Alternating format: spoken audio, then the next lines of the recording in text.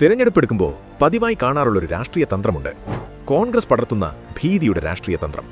സത്യം ഭയക്കുന്നവർ നുണകൾ കൊണ്ട് ജനങ്ങളെ തെറ്റിദ്ധരിപ്പിക്കുന്ന രാഷ്ട്രീയം. പൗരത്വ ഭേദഗതി നിയമം വന്നപ്പോൾ നാം അത് കണ്ടിരുന്നു.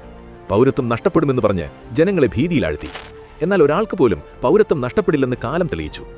ഇപ്പോൾ കോൺഗ്രസ് FCRA നിയമത്തിന്റെ പേരിലും പയറ്റുന്നത് ഇതേ തന്ത്രമാണ്.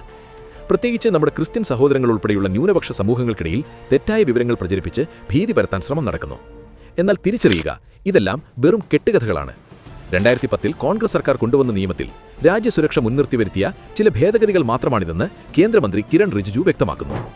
നിരപരാധികളായ വ്യക്തികൾക്കോ യഥാർത്ഥത്തിൽ സേവന പ്രവർത്തനങ്ങൾ നടത്തുന്ന സംഘടനകൾക്കോ യാതൊരു ഭയവും വേണ്ട. പ്രധാനമന്ത്രി നരേന്ദ്രമോദി നേതൃത്വം നൽകുന്ന ഭരണത്തിൽ എല്ലാ ന്യൂനപക്ഷ വിഭാഗങ്ങളും സുരക്ഷിതരാണ്.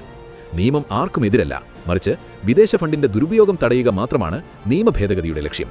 ഇത്തരം നുണപ്രചാരണങ്ങൾ ജനങ്ങൾ തിരിച്ചറിയും. അവർ സത്യത്തിന് പിന്നിൽ അണിനിരക്കും.